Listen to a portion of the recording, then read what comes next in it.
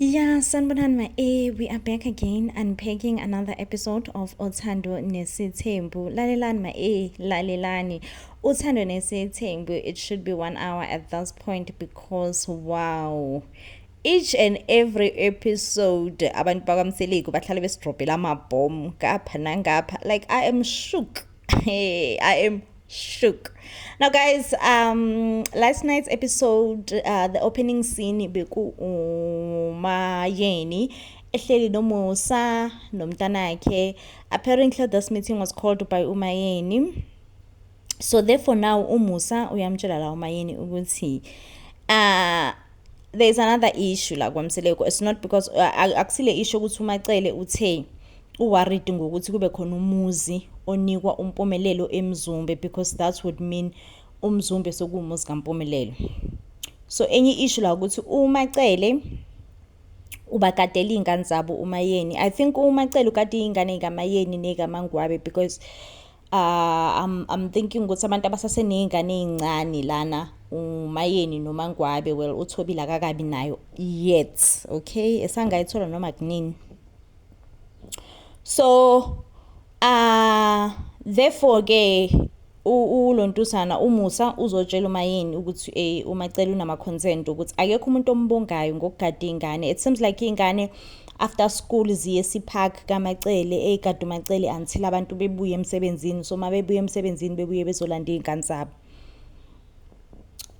Honestly guys, ngiyayikhumbula mina, I remember very well a conversation kamacele nekamusa. Umacele ngathi wayesho in terms yokuthi umusa wambiza ngefurniture. Wathi nje umacele ufana nefurniture lapha endlini. Guys, yazi ukuthi umusa sole kuyadelela, nina niyobona kudala shame. Yazi niyobona kudala uyadelela lo yababa shame, uyadelela kancane. So umacele ubephendula ukuthi no, angiyona furniture mina, ngiphinde ngibe yi-aftercare, ngikade ingane zenu, futhi akekho umuntu ongibongayo ngalokho. You get, wayengasho ukuthi umusa akahambe manje uyotshela usister wife ukuthi futhi nina animbonga umacele. Khayisini cha umusa shemu uyaxabanisa guysini, uyaxabanisa honestly, because manje umayeni naye indaba uyireceive ngendlela yakhe. Umayeni uthi no umacela akakwazi ukusho kanjalo because naye usake waba yi-aftercare wagada izingane zikamacele zisencane. So therefore umacela akakwazi ukucomplaina ethi ufuna ukubongwa, you know. And umayeni uthi lana izingane ziyafana, izingane ezalwa umayeni kuyafana nokuthi izingane ezalwa umacele. So kahle ingane futhi zonke ziyafana, you know. But guys, umntu wrong la umusa shame, umntu wrong umusa, because I'm like hayibo musa, like I'm sure ukuthi umacele bengakuthumanga ukuthi uhambe uyotshela umayeni, like go conversation yenu nobabili. And again I repeat, umacele wayephendula umusa because umusa wambiza ngefurniture, like saying nje umuntu nje ohlala endlini engenzi lutho. So umacele ubeyiphendulela ukuthi nope, mina likhona into engiyicontributayo like haya ngiyi-aftercare. Of which mina ngiyam-understand umacele guys, like honestly ngiyam-understand ukuthi ubezama ukuthini ngale ndaba yokuthi no, you know, because umusa umethi hayi wena nje ufana ne-furniture, it's more like ukuthi nje akenzi lutho, akacontribute lutho, aka-edi lutho, you get. But ke ulontusana umacele uyasho ukuthi no, nami ngiyi-aftercare bafowethu, ngiyanigadela izingane zenu nina nisemsebenzini. Hayi ke sana umayeni, when I tell you ukuthi did not receive this news well, uthi nje hey umacele ubefuna ukubonga ubani, hey uzobonga ubani ngempela, hey yamazi umayeni umese nje kahle ukungibanyela isicefe mina. Oyamazi ke. So umayeni yela uyasho ukuthi no yena nje akafuni nje ukubangelwa isicefe umacele because kwanaye it seems like previously naye umayeni beyikade ingane. So and akekho umuntu obembonga back then ngesikhathi sokugada ingane. So mabekhuluma futhi la bayasho ukuthi ngathi indaba yezingane ike yaba inkinga enkudlwana, you know. Angazi ye guys ukuthi bekuyinkinga yani ngoba ingane yazi ingane ngempela, like sometimes ingane noma zikuthola ungekho emudini right, like udine uma wazo, but kumele usmile guyzini ey'nganeni, especially if usesithembeni, because iy'ngane as-understand nanokuthi uma wazi ukudine kanjani, as-understand nje lutho. So wena therefore into ekumele ukwazi ukuyenza ismile, unganxishi iy'ngane ismile. Kwazi ukusmayilela iy'ngane ukuthi hayi, even though uma wena esenza u-1 no-2 no-3 but awuthi nginiphe nje into elula, ismile. So ke guyzini, anyway, one thing that also puzzles me ukuthi bekukhona umpumelelo whilst bekhuluma ngale issue yey'ngane. Hayi umpumelelo ke sana, usene-opinion naye ku-diary section. Hayi umpumelelo usethi nje hey indaba yey'ngane guyzini baze bamspoil umpumelelo kaMseleku. I think because lento le ibikhulunywa abantu abadala, bekumele sebethi-ke mpumelelo usungaphuma manje, you get, bese beyayikhuluma indaba yey'ngane ekhulunywe uMayeni noMusa bewu-2, bengayikhulumi in the presence of umpumelelo. Because umpumelelo ke naye usene-opinion ku-diary section, usethi hayi uLontuzana indaba yey'ngane vele nje into ekumele siyiyeke ngoba dala vele sibangela iy'nkinga. Hayi bo guyzini, umpumelelo akuyona ingane kaMseleku, kwayena self, ngoba kwayena self nayo yingane. So uyiphawula kanjani indaba yey'ngane guyzini, like uyiphawula kanjani, like I was just so like hayi bo le ngane. Or even if the director or whoever asked him ukuthi manje wena uthini ngale indaba yey'ngane, bekumele shuthi nami indaba yey'ngane iyangithinta because nami ngiyingane self lapha kaMseleku. So it means kumele ngidede lo ma nobaba ngibona ukuthi bona bayilungisa kanjani, you get. Yena usethi nje hey ayiyekwe le ndaba guyzini, waze wajaha umpumelelo kuba ubhuti. Hayi shame.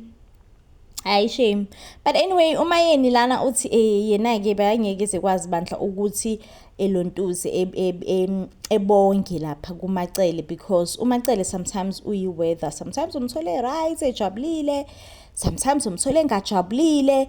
So nje ku-tricky lapha kwaMacele. So uyasho-ke yena ukuthi hayi no bandla, even if ubethanda, even if ube nothando lokuthi ebonge, akulula ukuthi ebonge, because sometimes uzothi uyafuna ngempela ukungena endlini ubonge, uvele uthola umuntu ehlinile. Kodwa ke guyzini, ngithi uma uthola umuntu ehlinile wena kumele ungene umjabulele, uzumhage.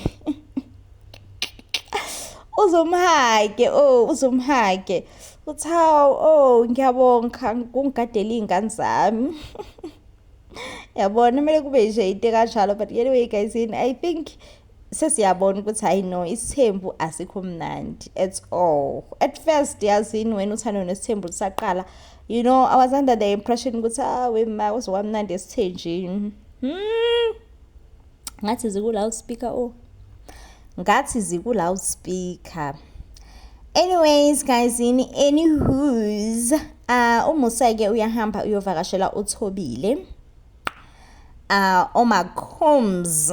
So mevakashela-ke uMacombs uyamtshela la ukuthi no ngilambile, and then uMakhumalo naye uthi hawu ngimangela ukuthi uMusa ungene kwami elambile because ubuya kwaMayeni. So ngicabanga ukuthi kwaMayeni-ke ila mhlawumbe bedlile khona, kanti hawu I'm like hayi bo Thobile usufuna ukuyixabanisa noMayeni again.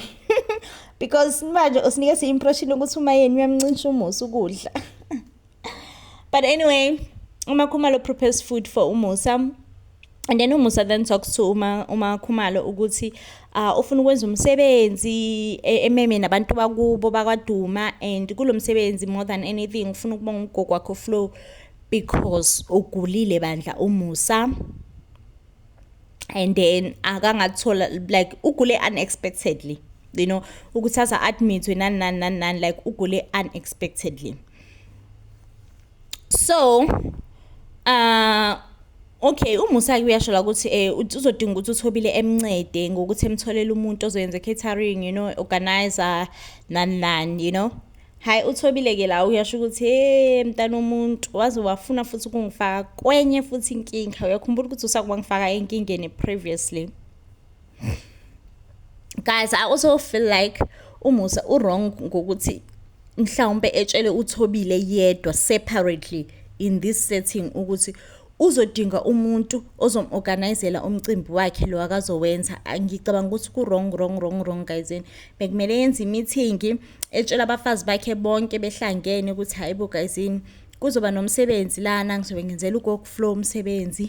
So therefore as abafazi bami ngizocela ukuthi ningi-assiste ngokuthi ningitholele umuntu ozongenzela i-catering, siplane kahle. Because guys, ngiyakhumbula mina back in season 1, uShiba sewaba nenkinga enkulu.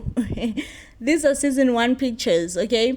Kwakubanjela uThobile ke la i-meeting, inzima indaba, kubuza ukuthi indaba uThobile eplane izinto yedwa la ekhaya.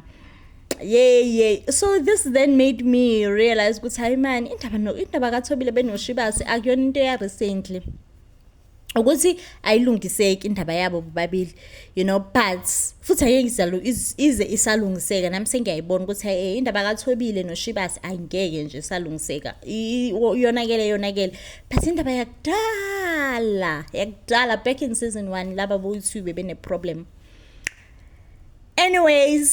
Anywho's guys, uThobile ke la useyambuza ngoMusa ukuthi manje ke Mbemu usho ukuthini muthi ufuna ukuhlanganisa izinto ezimbili ngesikhathi esisodwa, yabo?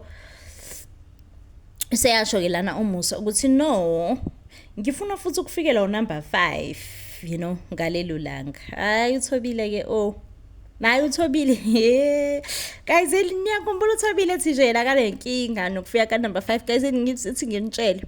Yes, uThobile akanandaba kangako nokuthi uma yena uzizwa kanjani. Unendaba naye herself, unendaba noThobile as well as uma yena unendaba noThobile. But uThobile umenze ipoint lakhe la lokuthi number 5 engafiki ngelanga lomcimbi, uthi it's because of uMayeni noMangwabi abekho right ngo number 5. Guys, angazi mina ngibuza uThobile ekhulumela omunye umfazi, angazi. I think naye futhi ku direct section ngelilanga usakwasho ukuthi yena indaba like ikampali kaMangwabi noMusa angeke sayingena ngoba usakwe wayengena ngelinye ilanga esemncane.